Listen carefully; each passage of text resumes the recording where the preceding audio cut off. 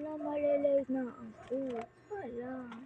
Bibilisan ko kasi sabi daw kasi dapat maaga ako. So, iisa ko na.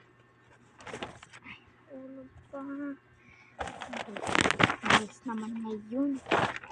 Alisan mo na. Baka malik ka naman.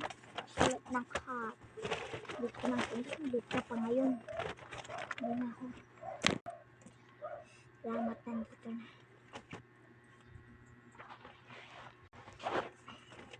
Sana po yung mga papels ko.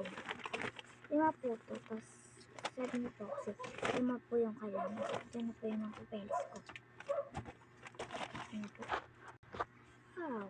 Okay, thank you. So, ito na po yung mga papels mo. Plan ko muna. Kasi kulang to. Sabi ko kasi 5, diba? 2, 3, 4. Okay, sakto to. So, very good. So, ipeperman ko na para makapasok ka na sa papasukan mo. Okay?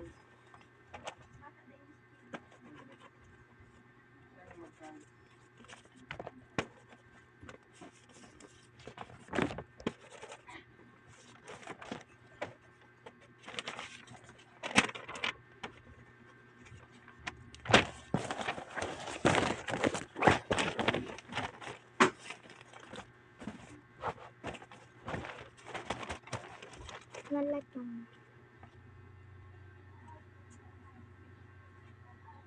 ato na lahat yung mga permahan ko na. So, tinakbo naman yan. Pasok ako sa trabaho. Congrats. Ay, salamat po. Buti na lang nakapasok ako sa trabaho para may pera na kami para makabagay na kami ng mga utang. Ito na ako dun sa papasukan ko. So, ito na ako.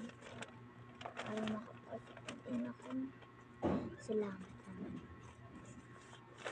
Ay, naman maingay dyan. So, magtrabaho na bukas. Bukas na ba yung trabaho? So, kunin ko muna yung uniform ko dun sa office. Sige.